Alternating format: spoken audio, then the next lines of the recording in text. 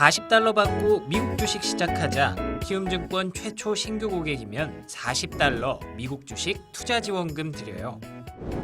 비대면 최초 신규 고객 국내 주식 100만 원 이상 거래하면 현금 4만 원도 추가로 드려요. 해외 주식은 원금 손실 발생이 가능하며 그 결과는 투자자에게 귀속되오니 유의하세요. 월스트리트 모닝 브리핑 함께하고 있습니다. 저희는 여의도 오픈 스튜디오에서 매일 오전 6시 30분부터 여러분과 함께 1시간 동안 라이브로 함께하고 있는데요. 이 시장이 안 좋으면은 사실 저는 뭐 주식 관련된 방송만 15년 차거든요. 15년 차입니까? 생각보다 많죠. 아, 이거 생각보다 아주 많네요. 왜 이렇게 아주 인상을 많습니다. 예. 아니 근데 저한테조차 이제 많은 지인들이 상담을 해요. 어떻게 해야 되냐. 근데 저는 이제 뭐 제가 오래 방송을 했다고 투자를 잘한다고 단편적으로 얘기할 수는 없는데 그렇죠. 그렇습니다. 저도 나름의 큰 하락을 여러 차례 겪어왔잖아요. 근데 보고 나면 항상 이 또한 지나가리라. 그리고 지나고 기업의 나면? 펀더멘탈 본질을 봤을 때 정말 내가 더 살 수 있는 종목은 저로의 기회다. 저는 그렇게 이야기를 하는데 사실 실질적으로 많은 투자자분들이 와닿지가 않으시니까. 그게 약간의 뭐라 할까요? 갭이 있다 보니까 본인이 경험하셔야 되는데. 맞습니다. 그건. 그래서 일단 어려워진 그런 모습을 보여주고 있는데 실제 이제 저희 방송을 보는 일부 분들이 주리가 많지 않습니까? 그 주리 분들은 이런 상황이 오면 당황스럽죠. 이게 작년, 재작년 시장만 생각해서 하락하면 무조건 다시 오를 거라는 생각만 하셔서 좀 힘들어하시는 분들이 많으신 것 같아요. 예, 이 힘든 마음을 과연 이 데이터맨은 오늘 어떤 자료로 우리를 좀 이야기를 해주실지 하나금융투자 강남파이낸스 WM센터의 전례원 부장 만나보도록 하겠습니다. 어서 오세요. 어서 오십시오. 네, 좀 웃으세요. 예. 웃어야 웃을 일이 생긴다고 합니다. 예, 좀 웃으면서 시작을 해보도록 하겠습니다. 마음이 되게 무거우신 것 같아요, 부장님. 그럼요. 그렇죠. 요즘은 뭐 매일 마음 편한 날이 없는 것 같습니다. 매일매일. 최전방에서 항상 우리 개인 투자자분들을 근데 항상 보면은 다양한 투자자분들이 계실 텐데 좀 이제 큰 자산을 가지고 계신 분들 아니면 이제 1, 2년 사이에 막 주식을 시작한 분들의 반응이 좀 다를 것 같은데 실제 어떻습니까? 많이 다른 것 같고요. 지금도 뭐 채팅창이나 이런 걸 보면 확실히 주식을 요번에 코로나 터지면서 진입해서 처음 경험하신 분들이 많으신 것 같아요. 그러다 보니까 이런 상황을 더 못 견뎌 하시는 것 같고 사실은 주식을 하다 보면 이런 일은 비일비재하게 일어나는 일이고 너무 그러니까 주식을 할 때 첫 경험을 너무 좋은 화랑장에 지금 겪으신 분들이기 때문에 이런 하락을 처음 겪는 거에서 오는 학습이 효과가 분명 크실 거라 생각을 하고요.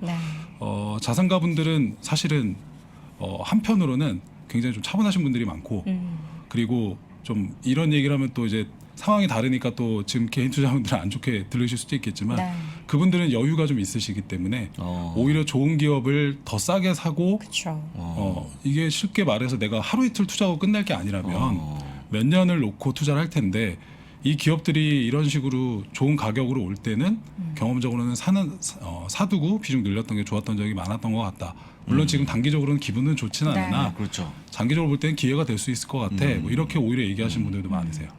그렇군요. 원래 투자의 길이란 험난한 거죠. 험난한 겁니다. 그렇죠. 좋지만은 않죠. 그렇습니다. 좋지만은 않습니다. 그래서 그림 준비하셨는데 맞습니다. 그러네요. 장기 투자의 길 이게 어느 정도 장기인 겁니까? 제가 사진을 하나 준비를 했는데 요게 이제 제가 밑에 출처를 이제 다른 자료를 복사하다가 스킹 알파라고 잘못 넣고 이 자료를 제가 누구한테 지인한테 받았어요. 그래서 혹시 이거 그림을 직접 그리신 분이 있으시면은 얘기해 주시면 출처를 제가 밑에 나중에 말씀드리고요. 이거거든요. 다들 아실 거예요. 장기 투자의 길이라는 게 항상 완만하지 않거든요. 늘 오르막길이고 중간에 험난한 길도 많고 그래서 결국은 장기 투자해야지 뭐 테슬라 뭐 아마존 애플 구글 마이크로소프트 장기 투자해야지 했는데 지금 같은 이런 상황이 생기면 또 중간에 사라지시고 그래서 나중에 수고했다라고 해보면 막상 내 뒤엔 아무도 없는 이런 것들을 많이 겪기 때문에 이거 우리가 한번 다시 생각해 볼 수 있는 그림이 아닐까라는 생각을 해서 한번 가져와 봤고요. 그리고 이런 말이 있죠. 인간의 마음은 늘 휘청거리기 때문에 그 중심을 단단히 붙잡아야 된다. 요즘 제가 계속 생각하고 있는 것 같아요. 저뿐만 아니라 투자분들도 마찬가지실 거고. 글쎄요. 지금 그러니까 떠나려고 얘기하시는 분들도 있고 아니다. 버텨야 된다. 얘기하시는 분들도 있는데 사실 저는 떠나려면 진작 떠났어야 된다는 생각이 들고요. 근데 그 고점을 누가 알겠습니까? 불과 2주 전까지만 하더라도 굉장히 다들 올해도 괜찮을 거다. 여러 리스크가 있음에도 그렇게 생각하고 있었고 실적이 꺾인다는 얘기도 그렇게 크지 않았고 그래서 다들 좋게 보고 있었던 상황이었기 때문에 정말 시인이 아니기 때문에 우리는 이미 이런 상황을 맞았더라면 오히려 지금은 좀 차분하게 말 그대로 이럴 때는 너무 매일 장고를 안 보는 것도 오히려 나한테 도움이 될 수도 있을 거예요.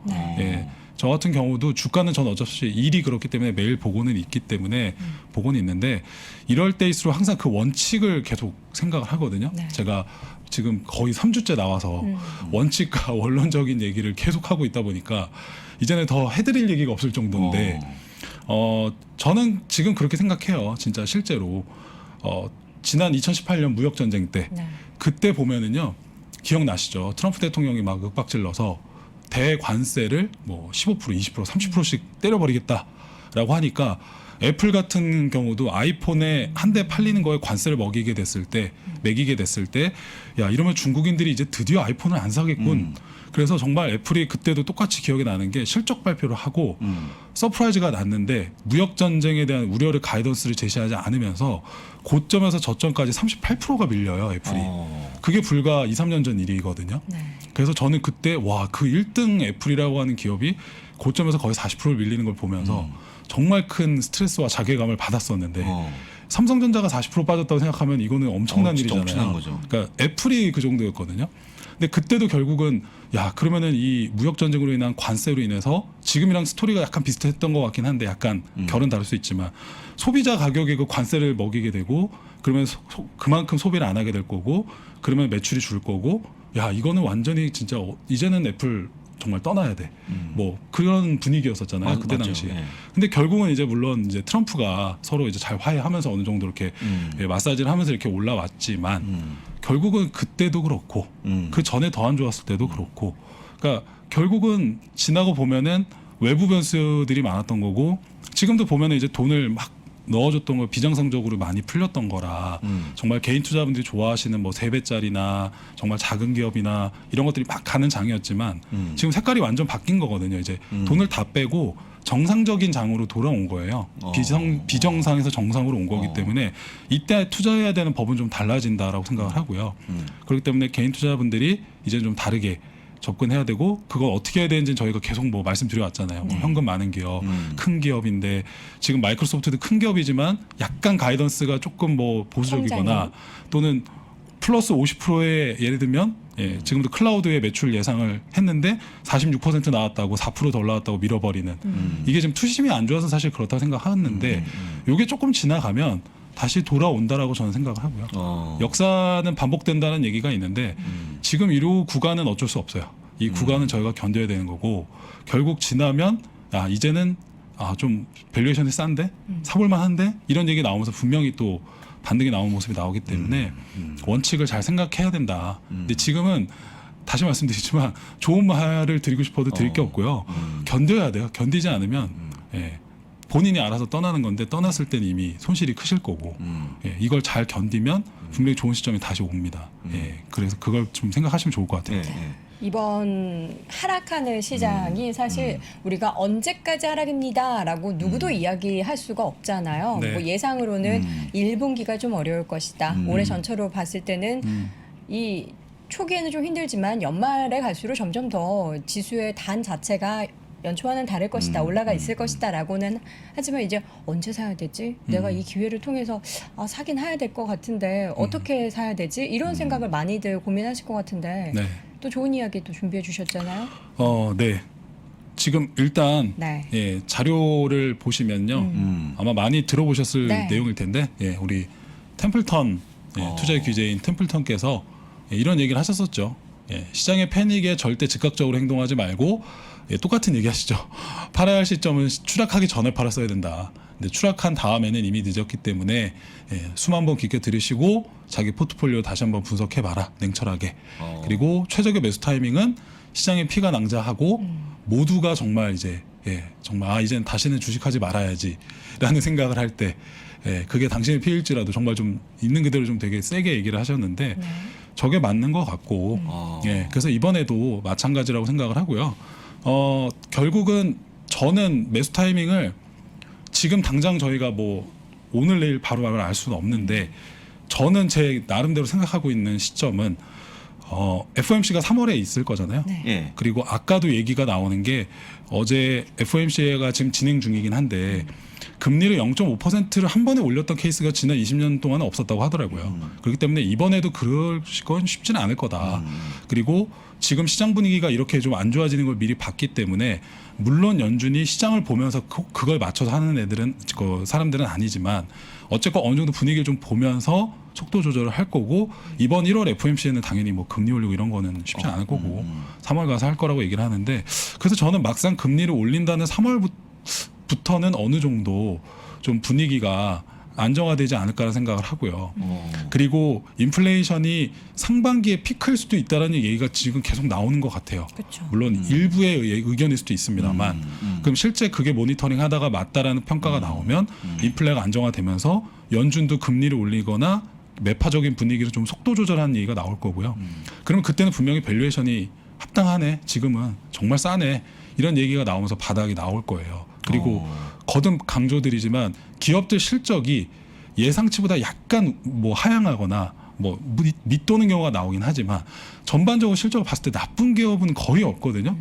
엄청난 쇼크가 나왔던 기업이 아직까지 제가 보기에는 없는 것 같아요. 물론 기대치가 좀 높은 것 같아요. 예, 물론 뭐 넷플릭스야 제가 그때도 강조드렸잖아요. 구독자 수가 안 나오면은 뭐 EPS 좋아도 얘네들은 주가 빠진다. 근데 이번에 여지없이 그렇게 됐잖아요. 그러니까 이런 케이스를 제외하고 재무적인 부분들을 봤을 때 아직까지는 큰 타격이 있어 보이지는 않기 때문에 원칙을 잘 세우고 기다리고 있으면 분명히 안정화될 거고 좋은 시점이 올 거라고 생각을 하고 있습니다. 네. 그렇습니까? 월가에서는 어떻게 이야기하고 있는지 지금 기사 하나를 가지고 오셨는데 네.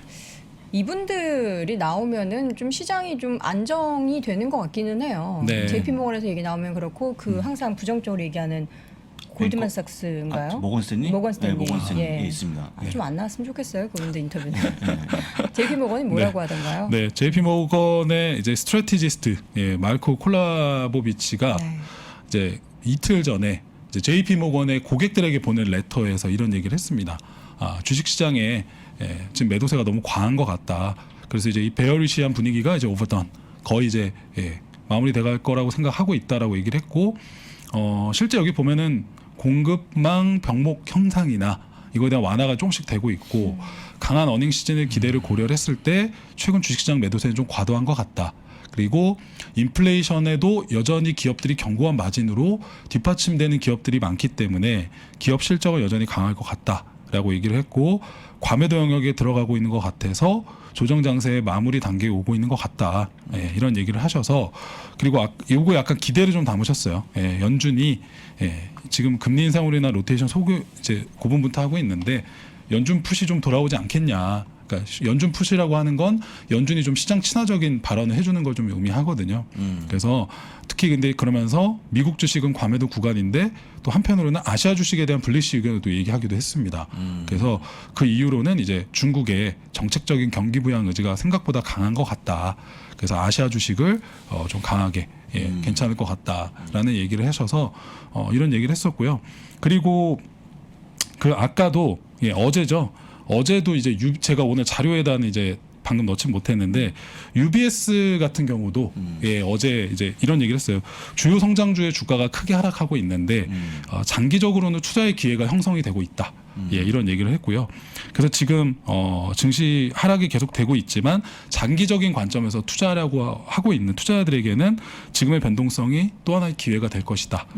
그래서 지금 대대적인 자금 유출이 뭐 일부 포지션들에서 나오고는 있는데 그래도 어떤 주요 성장주 큰 주요 성장주라든가 흔히 말하는 고객들에게 그 흔히 말하는 물가 상승의 어떤 전가를 할 수 있는 가격 경쟁력을 갖고 있는 경기 민감주들 이런 것들에 대해서 장기적으로 투자할 수 있는 기회가 열리고 있는 것 같다라고 어제도 UBS가 얘기를 했거든요. 그러니까 점점 그래도 조금씩 긍정적인 얘기들이 나오고 있다는 걸 저희가 좀 감안을 해주시면은 조금 더 나아질 것 같다는 생각이 듭니다. 네. 그렇군요. 시장이 안 좋을 때는 이런 긍정적인 얘기가 나와도 귀를 닫게 돼요. 그렇죠. 닫으면 안 됩니다. 귀를 닫게 되고 안 좋은 얘기에 더 예민해지고 거봐 안 좋댔잖아. 좋은 얘기 지금 반영이 되겠어? 그렇죠. 이런 식으로 이제 그렇죠. 부정적으로 네, 생각을 그렇죠. 하게 되죠. 그렇습니다. 그걸 떨쳐내야 되는데 쉽지가 않습니다. 네. 그러면 또 다시 자료로 가서 한번 살펴보면은요. 또 사토리 펀드의 댄 나일스라는 대표께서 역시나 또 이런 얘기를 하셨습니다. 이제 증시 또 과매도세가 좀 형성이 되고 있는 것 같고 스테이 셀렉티브, 종목 선별에 좀 더 집중을 해보자. 그래서 이분 같은 경우도 현재 미증시는 과매도 구간에 좀 들어가고 있는 것 같다. 그래서 지금 본인들의 어떤 펀드에 사토리 펀드에서 현금 자산이 30% 정도인데 이제는 최근에 하락한 일부 종목을 좀 매입하기 시작할 계획이다. 이런 얘기를 하셨고, 그래서 매력적인 투자 기회도 나왔고 투자자들은 기회를 놓치지 마라. 그래서 대표적인 종목 성별을 얘기를 하면서 대표적인 종목으로 알파벳, 구글이나 구 페이스북, 메타 플랫폼스를 강조를 하면서 이런 영어 표현을 쓰셨어요. 되게 뭐 아주 그냥 직관적인 표현이죠. Make a lot of money, 많은 돈을 벌고 lot of profit, 많은 이익을 창출하는. 그래서 굉장히 오늘날에도 프로피터블, 굉장히 이익률을 많이 창출하는 높은 마켓 쉐어를 갖고 있는 리더들의 기업들에 굉장히 좀 저가 매수 기회가 왔다고 판단한다. 그래서 투자를 해라. 그래서 지금은 정말 안 좋은 뉴스만 많은데 제가 그래도 좀 좋은 뉴스를 최대한 좀 찾아와 봤고요. 항상 증시는 물론 여기서 추가적인 하락이 뭐 더 나올지 또 어떻게 될지는 뭐 아무도 알 수는 없는데 저희가 또 늘 생각해야 될 부분이 이거거든요. 모두가 안 좋다라고 지금 얘기하잖아요. 앞으로 안 좋을 거야, 안 좋을 거라고 했을 때 항상 늘 그렇게 갔던 경우가 그렇게 많지는 않았다는 거. 나중에 보면은 결국 소수의 반대쪽에서 준비했던 분들이 결국은 돈을 벌거든요. 그러니까 분명히 어느 쪽에서는 저가 매수를 준비하고 있을 거고 조금씩 분할 매수를 하는 분들도 있을 거고, 근데 그분들의 목표가 단기에 반등이 나왔을 때 바로 치고 나오면 어쨌건 그분들도 이익을 확정하고 나올 수 있지만 중장기적으로 또 하실 분들한테도 분명히 이런 시점은 좋은 기회가 될 수 있다라는 걸 지금 모두가 좀 강조하고 있는 시점이니까 그런 것도 꼭 생각하시면서 보시면 좋을 것 같아요. 저희가 시간이 그렇게 많지 않아서 지금 종목 가운데서 좀 좋은 얘기를 나온 그런 기사들을 좀 쭉 확인을 해보도록 할게요. 애플 먼저 보죠. 네네. 몇 개만 기대하고 있어요. 네네. 저도 애플을 좀 큰형님이 좀 잘해주셨으면 하는 좋은 바람이 있고요. 그럼 종목을 짧게 이제 말씀드리면서 마무리를 하겠습니다. 자, 그저께 코엔에서요, 애플이 변동성 장세 쪽에서 안전자산입니다. 이런 평가를 했습니다. 그러니까 안전자산은 약간 채권이나 뭐 국채 이런 걸 뜻하는데 좀 굉장히 지금 좀 좋은 표현을 쓰신 것 같고요. 이 애널리스트께서 애플의 실적이 월가 예상을 부합하거나 상회하는 수준을 기록할 것 같다. 그래서 변동성을 보이는 가운데 안전자산으로 평가를 하고 목표 주가를 하향하거나 변하는 거 없이 기존 $180를 유지한다라고 강조를 하셨고요. 특히 코엔 같은 경우는 다른 월가보다 조금 더 애플의 실적 가이던스를 좋게 보고 있습니다.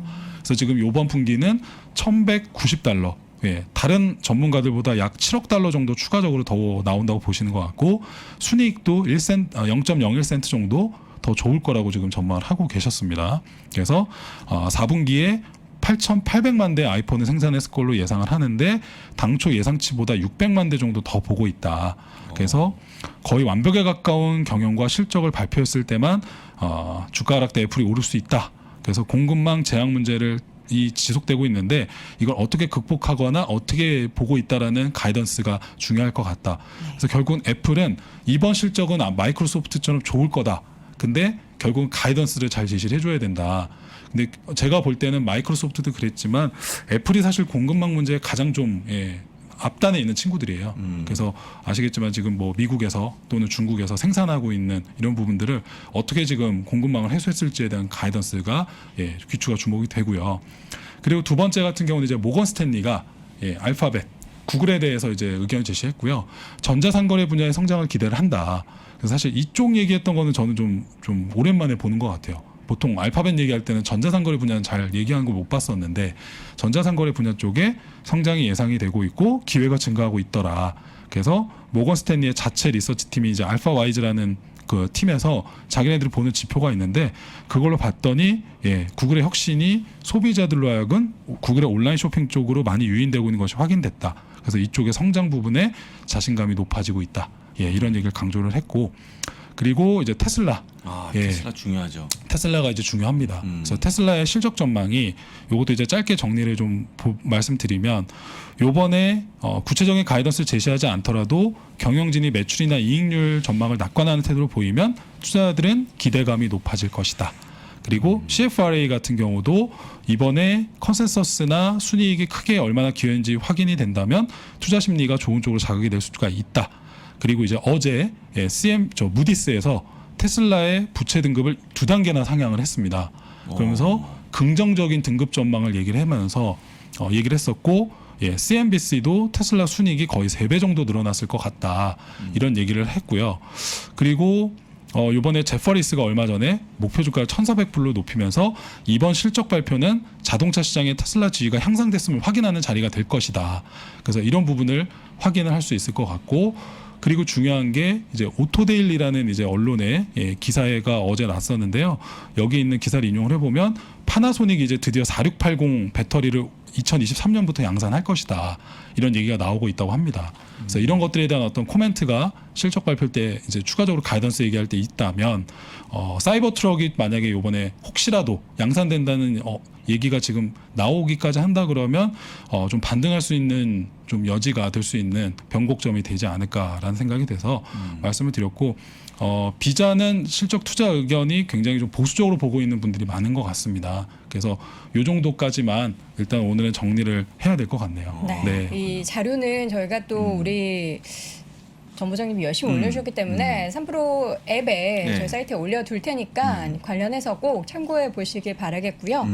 이 시장이 어려울 때 또 좋은 소식을 우리가 귀를 닫으면 안 된다라는 관점으로 그렇죠. 오늘 좋은 이야기 많이 확인해 봤습니다. 자, 하나금융투자 강남파이낸스 WM 센터의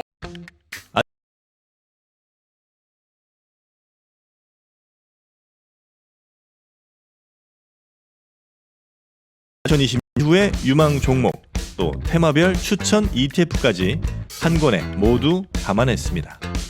글로벌 투자의 중심으로